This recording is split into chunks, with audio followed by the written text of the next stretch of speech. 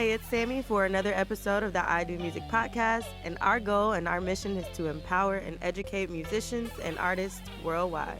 And on today's episode, we're sitting down with artist K Major, discussing encompassing all of his skills as a songwriter, producer, and artist, reinventing himself, and his latest single, Ain't Your Girl, with Jacquees. Hey, it's Sammy for another episode of the IdOMUSIC podcast, and I'm sitting down with songwriter, producer, and artist K Major. How you feeling? I'm good. How you doing? Good. Good to have you finally. Glad to be here. I know we had a few hiccups, but I will say the first thing that I noticed is that, well, I'd already heard from Mimi that you are more than on time. Oh, yeah. What's the importance of you showing up here at 11:15 when we had an interview that started at 12? You never know what's going to happen. You never know. So I like to get in the vibe, feel the area out, feel people out, see what the mood is. You know that's rare for artists. I told you that off the record, but that doesn't really happen ever. Yeah. So I really appreciate you for valuing our time, and thank you for being here. For sure. So I want to start off first by saying you have a lot of new cool stuff going on. So a lot of people may know you from some of your hot records with Future to Usher to French to Bruno Mars, even some like a lot of pop artists I noticed on your discography. But also you're coming out as an artist again. Yeah. And we'll get into the before. You got a record out with Jacquees, Ain't Your Girl. How's that going for you? Ain't Your Girl is going up right now. It's crazy. That's your record featuring Jacquees. Oh, yeah. Right? Yeah. Is the video out? Not yet. We just shot the video in Atlanta. Okay, I saw that. Here in Atlanta, so. Nice. Yeah. And we'll get into the artistry. I wanted to talk about how young you are. You started off in this game really early. Talk about your upbringing and like what brought you closer to music. You're from Georgia. I'm from Georgia, yeah. Cartersville, Georgia. My dad was in the military, so he traveled a lot of traveling. He was also a booking agent on the side. Interesting. That was like his thing. So being around that growing up, I kind of just wanted the music. Me personally, I needed that. Yeah. I needed that in me. So I started studying more. What's that? What's that wire? What's that? Why is he doing this? Like that type thing. So you were around it while he was booking, booking shows, I assume. Nice. I didn't know exactly what was going on, but I just knew it was cool. Yeah. You knew that was something you wanted to do. And it was money that came from it. I was like, oh, you getting paid for this? Right. And you like doing what you want to do, and it's like, oh, this is crazy. That's dope. Yeah. And so you're a self-taught piano player. Yeah. I'm not classical. I'm not like, Beethoven or Zaytoven. But I'm cool. I get it done. So what made you, why the interest in music and producing? I know you said, you were around it and whatever, but give me more you could have done anything. You were in school. You could have pursued a lot of other career paths or anything else, but what really drew you? Tell me that. Well, it was in stages. It came in stages. At first, it was more of, I don't know what I want to do. I know I want to do music. So with band, things like that in school. Yeah, I played band. I was in trumpet. I played trumpet for 1 year. That was 1 year for me though. And then I seen the drumline, and the movie Drumline came out. It was like a thing. It was So over the summer, I transitioned from trumpet to snare drum. And I think that's where the versatility of music came. It was like the first spurt of that. Yeah, you see what I'm saying? Definitely. So when that happened, I can do this. I need beats. How do you get beats? Oh, soundclick.com. How do you make beats? I started just asking questions. Yeah. And it just led me into different paths. I need a singer. No singers around where I'm at, so I have to do it myself. Right. How do I become a better singer? Right. So putting these pieces together over the years, 14 years in the game now, you just I can do it all. It's not even something that I brag about, or I just get in rooms and I'm a chameleon. Right. Yeah. That's dope. I like that because, like I said, you have accolades from in songwriting and production, and you always had your heart set out on being an artist. I think just from reading up about you. So tell us about OGK Swag. That's taking it back a little bit. Your first mixtape. Talk to us about the beginning for you at the tender age of 15. Yeah. And signing that first record deal. I was discovering myself. I think the artists out at that time were Bow Wow, Romeo. In Atlanta, you had DG, Yola. Mm-hmm. And for me, I was just like, I want to rap. Let me rap on karaoke beats. Okay, let me rap on instrumentals. And that process, K-Swag at that time, was just a discovery mode. I was just digging for something. I didn't know what it was. I knew a lot of people said I had talent, natural talent, but I didn't know where to start, where to go. Let me just record. Let me just do what people are telling me. Let me take it from here, take it from there. And K-Swag was the foundation of who I am now. Did you know what you're getting yourself into in the beginning? I did not. You signed a record deal early. Yes. I thought it was going to be easier. I thought, sign with a label, I'm on. And so my mind frame was that. I was like, oh, I got it. I'm going to have hit records. It's coming. These are hot records. These are the hot, And it wasn't that. It wasn't that situation. It was a lot of growth, artist development, just everything. Yeah. Well, how did it feel to put out that first tape and what was going through your head at that time versus what you know now? Yeah, I think at that time it was more girls. It was just like I needed attention. Yeah. Like I do music, listen to this, and just seeing people react to something that I created in my own time was interesting for me from the start, from that point. And that's what drove me to put the first mixtape out. Absolutely. Yeah. I think I'm more interested in your career as a songwriter and the relationships that you've built over the years. Definitely. In doing so. So, you have records, like I said, with Future, Bruno Mars, etc.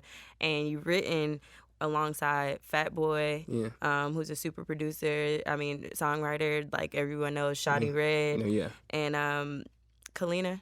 Diddy Dirty Big Money. Sis, oh yeah. Yeah, so tell us what got you into those spaces. Obviously, being in the industry at a young age, you're probably meeting a lot of people, but it seems to me that you've held on to those relationships and nurtured those relationships.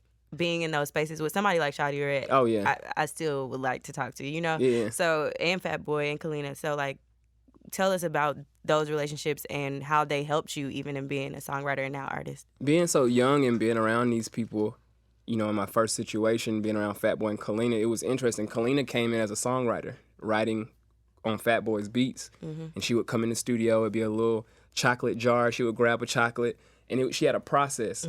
And so I started learning, yo, this songwriting thing is serious. Right. It's not just about the artist. It's not just about the finished product. It's a lot of work that goes in before. And being around Fat Boy and Kalina, just being a fly on the wall in the studio and being so young, they're like, why aren't you at a party right now? Why aren't you? What are you doing? And I'm like, I just want to learn. I just want to, how did she do that? How did you do this? How did you put the kick over the 808? What's going on? And having that hunger and want to, being a student of the game made them respect me at a young age. So over the years, them seeing me, do different things in my career, they support it. They're like, yo, I remember you was this and now you here, congratulations, I'm proud. And I still learn from these people. What's your most valuable lesson from those times? Just being the fly on the wall, what do you think you learned the most from those situations? Always be a student of the game. Never be too far in your ego or what you've done already. Don't get too attached to your last record that was out. Oh, I got that record out. I'm hot. I don't need to hang around these people. I don't need to learn that. I got it. I'm a professional now. Don't feel yourself too much because it's always somebody doing more. Right. And you always can do more. So, I guess elaborate on the importance of relationships in the industry because, you may not have known that first deal may not have been the situation you needed to be in had you not maybe had a talk with somebody, had supportive people around you in your corner. I know your manager is your brother. Yeah. You work with Shantae and Mimi, good people. Good people. So I see that you have that team around you. Tell me about the importance of those relationships. It's very important to have a team. Coming into the game, I thought I could do it all myself. I was like, oh, I got this. I can manage myself. I know what I want, the best for me. But, when you start taking on the work and taking on these different challenges of the industry, I have to write a song, I have to produce a song, I need to record a song, and you're doing all these things before the song is even out. Then when the song comes out, most people are just like, all right, it's out now.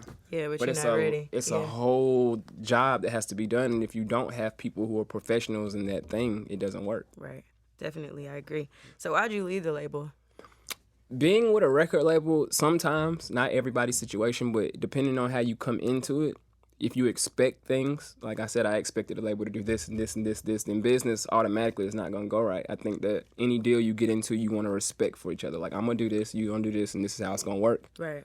With the labels that I've just been, in the rooms with and been in situations with in the past, that hasn't really been the point. And my focus isn't too much of the business. I want it to be right, so I have my team, like you said, but I just want it to just be natural, a natural thing, and I get that feel mostly when I'm independent. So starting my own company, having my own producers, and teaching them the ropes of what I know, and it's a better flow. What's your company? What's your current situation? Yeah, I have 3MG Entertainment since 2009. My manager is also the president of that company. I'm the CEO of that company. I have 2 producers signed to me. Well, 1 now. I think we're in the middle of a negotiation. So one, Murphy Kid. Murphy Kid did Sayari the Kid TLC. He did Usher Rivals with me. Oh, nice. He produced on that.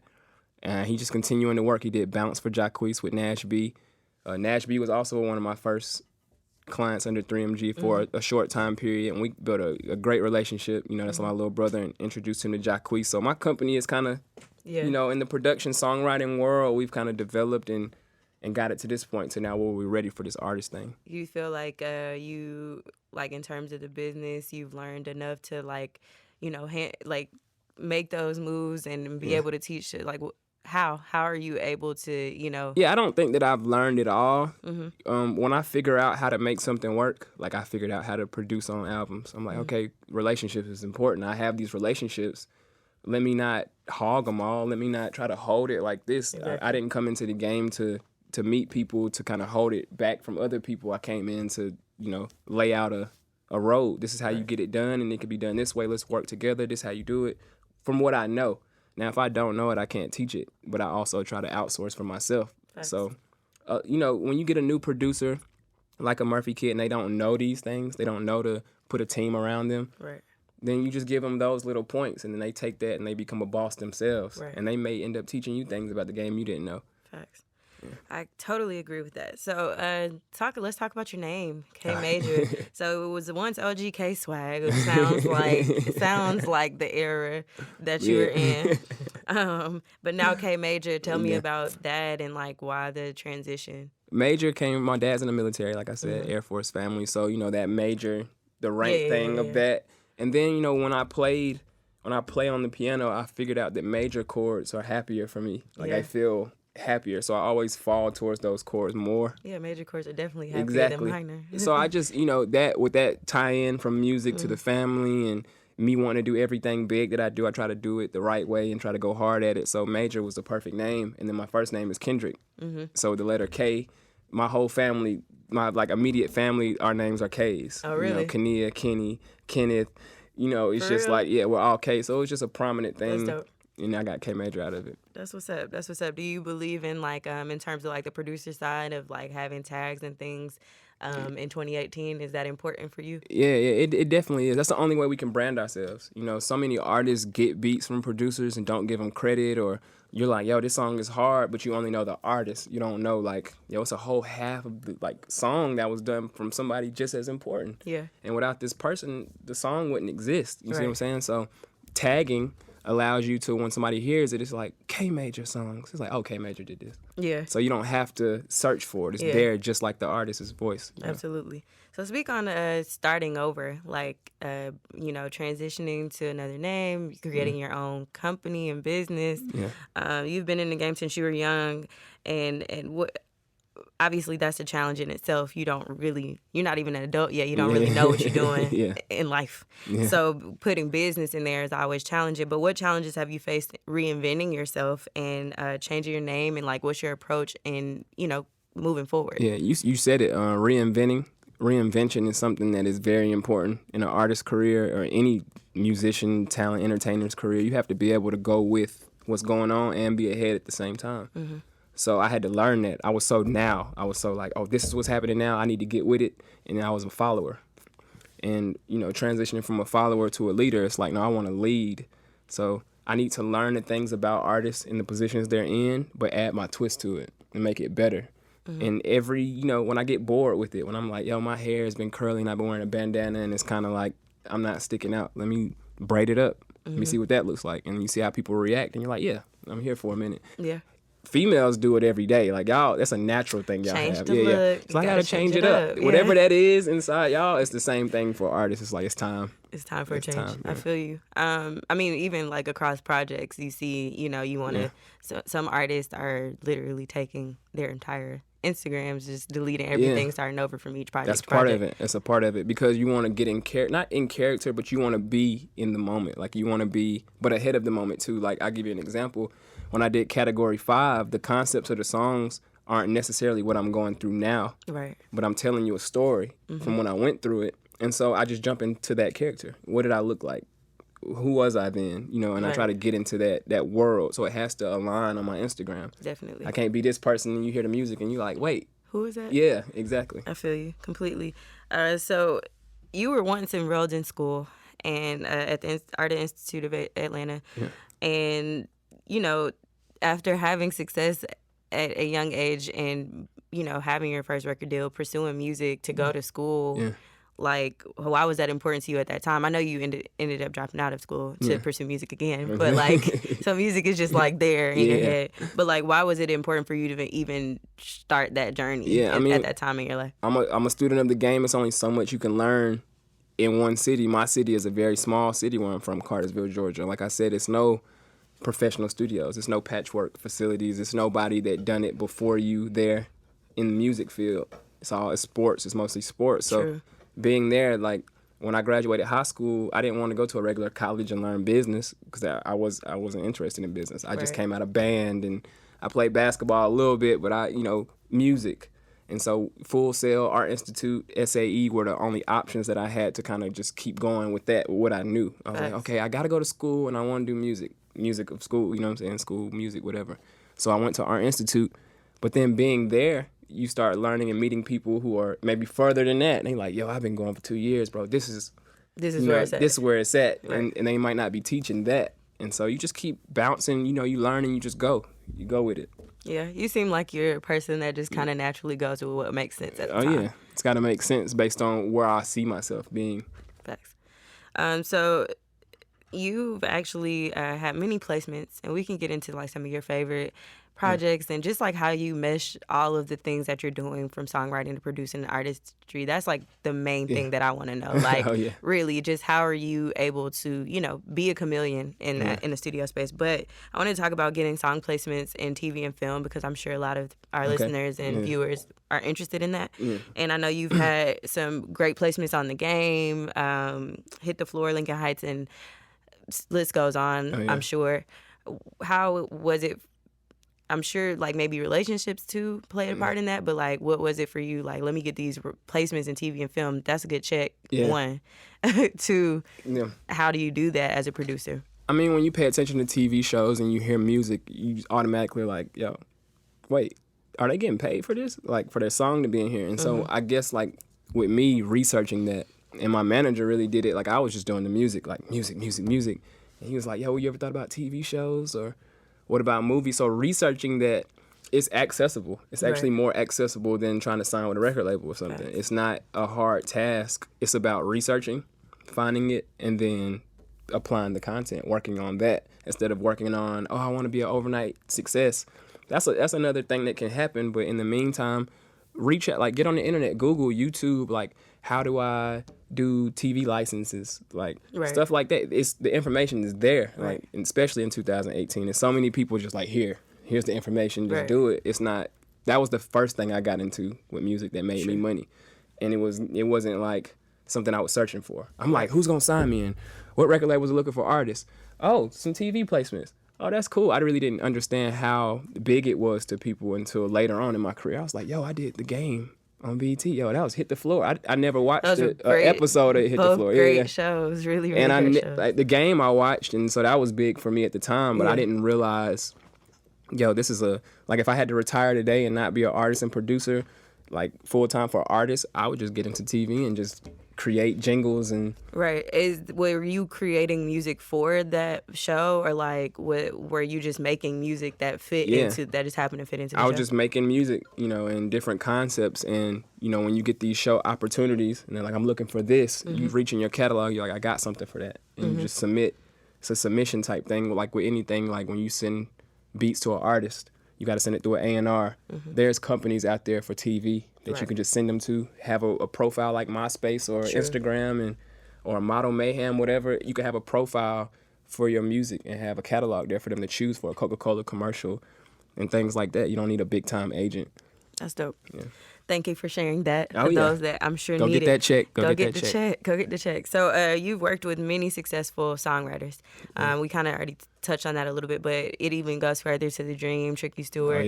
Oh, yeah. Talk about working with people like The Dream. That's like one of my favorite songwriters personally. Just like what you gain from those experiences. Like, take me back to a moment where you were just like, wow, you know, Yeah, I I'm mean, doing this. I'm K Major alongside the yeah, Dream and Tricky it Stewart. happened so fast. I think the initial meeting of meeting these people was like, oh, this is the Dream, and or this is Tricky, and then once you start working with these people, you're like, oh, these are humans, and it's always something you can learn from each human around you. So when you take out all the I grew up listening to you and oh my gosh, and you just The focus fame. in, yeah, you focus in on, okay, I always wondered how he did those harmonies. Now I'm in the studio, so if I just be quiet and I just sit here like this for like 5 or 10 minutes, I can figure it out.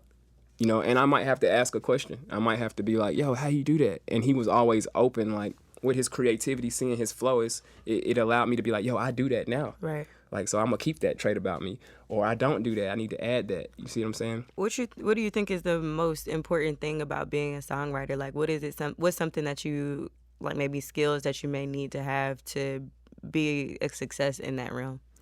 You have to be able to just learn from other songwriters, not be scared of listening to music. Like a lot of people, including myself, for a long time, I would keep myself away from listening to other people's music. Why? Unless it's on the radio or, you know, vibes, but purposely going to listen to a whole album and listening to the production or listening to the songwriting, I wouldn't do. I'm like, I don't want to copy them. I don't want it. I don't want it to come up later in my songs. But now I'm learning from the Quincy Jones and people of those times. Like, you have to listen and you have to understand that that's a great violin part. You know, and I might need to add something like that to this track for this Indian artist I'm working with. Later on, I might need that too, so I have to listen to music. Definitely. So, currently working with some, like I said, pop One Direction. Is that current, or that's something that you've done? Yeah, it was a project that I worked on. Yeah. Raja Kumari. Oh yeah. One of my current faves. How do you build and continue to build those relationships with like artists as a songwriter and producer? Is it like you just continue to contact them, keep sending them stuff? Yeah, it's just like a friendship. It's a friendship. You build that relationship as far as that. Like, okay, you're great at singing, I'm great at songwriting. We know we can do this all day, but do we like each other? Like, what's your vibe like? You know, Raja has an incredible vibe. When you're around her, it's like the homie. She like, when we chilling, you would not think that about her if you didn't know her. And so, you know, when we get in the same room or she's in India and I'm here, it's nothing to get on WhatsApp or send a text like, yo, send me some beats. Like, Right. this is what I'm going for right now. This is how I'm feeling. And we can translate that to each other. That's what's up.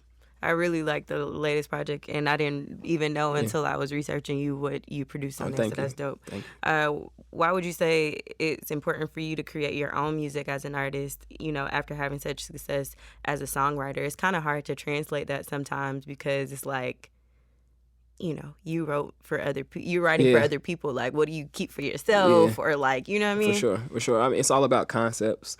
When I'm writing songs, usually the songs I'm writing for myself are the records that other artists might choose because they're relating to it. Right. Like Rivals for Usher. It was a record I wrote for myself. I don't want no more rivals with these girls, and I don't want to play this game no more. I'm getting to the age to where I'm more mature, and I ain't trying to do all that. I want one girl. I want this. This is the life I want. And trying to explain that, you know, for him may be hard until you walk in the room and you hear it. And you're like, yo, this is it. This is the one. And you're like, can I record this? Right. Like, yeah, you can record that. Yeah. And for me, it's more of a, do I want to give this up? How strong do I feel about this concept? Do I feel like I can rewrite this a better way for me? Or, hey, man, like, express yourself. Yeah, like, at the end of the day, I want it to be in the world. I want the music to get out for people, for it to change somebody's life. So whether I'm the voice of it or you're the voice of it, I need the message to go. And so that's what it's about for me. Why is it important for you to be the artist, though, in that case? When you're the artist and you're saying the message, you can do it the right way, all the way through. So if I write a song and Usher does it, right, he may tell it a certain way. But when I wrote it, this is how I felt, and this is why it even came about. Right. So you can see the facial expression. You can see my life. You can do research on back. You know, you can do all that when it's you, when it's all the way you. True. The way I ad-lib it, the way I choose to harmonize it, it's all because I know what picture I'm painting. Facts. And you produce most of your stuff, like on the Chapter 5. Did you produce? Category 5, Category. Why do I keep saying that? I said that in my head earlier when you said Category 5. When you created that? Most of those records or all of those records, did you produce? Well, I work with different producers on that project. I work with DJ Spins. It's one of your projects I noticed that you produced a lot on. It was actually After Dawn. Okay. After Dawn was one. I always shied away from my production. Why? Because it's always harder to write to my beat sometimes. I had to come up with a balance. Like when I make a beat for you and you come in and like it, it's easy. Here you go. True. When I make a beat and I'm like, man, I made the beat. So I'm kind of hearing it differently. Like I'm hearing every sound I use. I remember what I was doing when I added that sound. True. Sometimes you have to make it, go away from it, go to the mall, go get something to eat, maybe do some things and come back and like do a song. True. And always in those moments, I'm like, yo, I need to get on my beats more. Why am I not making my own beats? So now going forward, you know, I'm doing a lot more production. True. Okay. Have you seen the industry change, like, through marketing yourself and your music since you first started, like, from age 15 for sure to now, 2018? What's changed, and how are you moving through, like, social media? Yeah. Marketing your music and things like that, streaming, all of that. Yeah. A lot of it was more hands-on. Coming up from a younger age, like I had to have CDs, T-shirts, physical, flyers, and we really had to get out here as a team. Street teaming was, you know, it was the top of that era. It was like street teaming is something you have to have if you're an artist. And now it's digital, it's streaming. It's like you don't have to have a full album. You can put out song, Apple Music, Spotify, Tidal. So for me, it's a lot more up here thinking than just freestyling down here. You know, it's more in the box. It's like organized. It's like, okay, look, I got to drop a song. I need digital marketing, you know. I have to have this rollout plan for this and this and this. Having a street team, you're like, I got to get the right street team. Are these people reliable? Right. It's raining. Are they going to pass out my music? Like, you know, and all you got is yourself. Like, I'm going to pass out this music. On the internet, you can upload something. This person shares it. This person. Do you think that, like, that grassroots idea of, like, marketing, like, face-to-face marketing is important still today? Definitely. I think after you do the digital pieces, I mean, people want to see you. People want to feel your vibe. They want to see a live show. Right. So are you performing? Definitely. I just got off tour last summer with Somo, the artist I wrote for. I wrote his singles. We did with 33 cities. I did 16. Coming from that, dropping these projects, doing all this production, like balancing that, being an artist. Like I'm ready to come back into this summer, perform, especially with this single right now. Yeah, I hear it's pretty hot in the street. Oh, yeah. So what advice would you give to songwriters and producers, and especially songwriters that are artists as well today? Yeah. Like what's the advice for somebody who's been in the game for 15 years? Yeah, get out of your own way. You know, a lot of people focus on let's this is how it goes, but how does it go? And you tell them, and then they're like, no, because I didn't hear that my whole life. They told me it was gonna be like this. Like, it's not like that. Like, it's like ask the right questions at the right time and then listen to the people you asking the questions from. They're teaching you something that they know. Like, don't go do this open mic right here. If you want to do your own tours and stuff, like, focus on getting fans and putting on your own show. Put the same energy into that.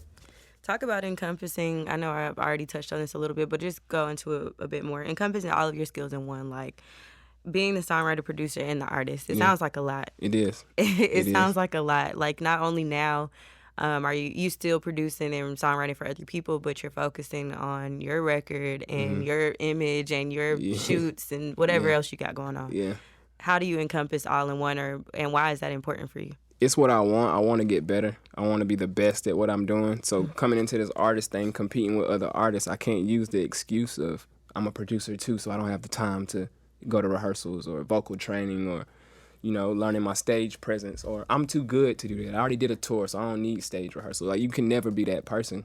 And I think that's important going forward. For me personally, like, I just stay focused. I want to be the best artist. Okay, what is this artist doing and I'm not doing? Why is this like this and I don't have that? Like, a selfishness kind of is like, why, like what are you, like, why don't I have that? I got to work harder in these things. Yeah. Do you wake up every day enjoying what you do? I do. Yes. I do. Sometimes it get harder, like any job you go and you're like, man, why this today?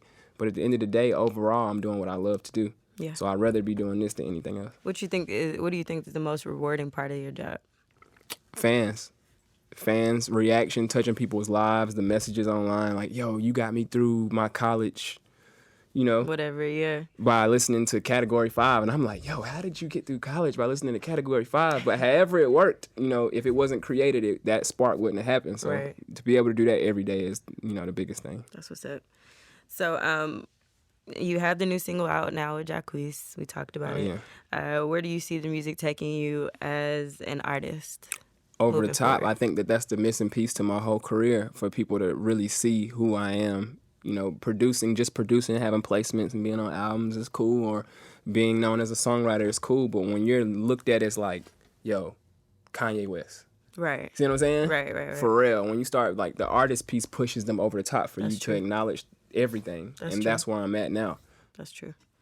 Are those some of your inspirations in Oh terms yeah. of Oh like yeah. who you For sure. look up to? Kanye West, Dream, Pharrell, anybody, Neo, like people who are coming from creating a record into the artist spot, like I have a whole different respect for that. True. There's only 24 hours in the day, and you know, yeah. They using it, right? Yeah. What would you say was one of your like favorite projects to date in terms of like something else that might not have been yours that you worked on? Future. Future. Yeah. I was gonna ask you about that. Why was it Future. your favorite? Because I had a perspective. I was like, oh, trap rap, it's it's gonna be this. But I always like Future. But meeting him and randomly being in the same studio, and he like, yo, I like your stuff. Like, I really like this. And I'm like, yo, this is Future. You know what I'm saying? And then without Future, Usher Rivals wouldn't exist, right? Oh, okay. So it's like Future just walked in my room at the studio one day. I was like, what's this? I'm like, oh, this is something I'm just working on. Boom, boom, boom. He's like, yo, you mind bringing this in my room? Like, let's turn up. I'm like, all right, cool. And so for that happened for somebody that big he doesn't know me. Yeah. Like, but he always treated me and my people like family. Right. So working with him and working on a beat for Purple Rain with Spins and Southside Metro, it's all family. Yeah. See what I'm saying? So it's been one of the best feels as far as working on a project. How does it feel to be where you are today? I don't feel like I just feel normal. Normal. Yeah, I'm normal because his energy is just unmatched, y'all. He's such a good person. I feel it from over here. Yeah. That's what's up. That's good. Just stay humble, head down, and continue to work. What's next? You got a project coming out? I got the Ain't Your Girl videos coming soon. Yes. With Jacques. More shows, definitely more shows, more tours for the fans this year. Where do you see your fans support you the most? On the internet and at shows. When touring for the first time, I was actually in a position to be like, yo, where do you listen to my music at? To fans directly. And it's like, oh, Spotify playlist or Pandora. So connecting through those markets, knowing where they're at, it allowed me to direct more in that lane. True. Do you find like certain streaming platforms or to be more beneficial, or like how do you get your stuff out there? You gotta just put it out everywhere. Yeah, I like to be everywhere. Like, as long as fans wake up and get music from different places, I'm like that. I might go to Tidal. Tidal is very supportive with my career right now.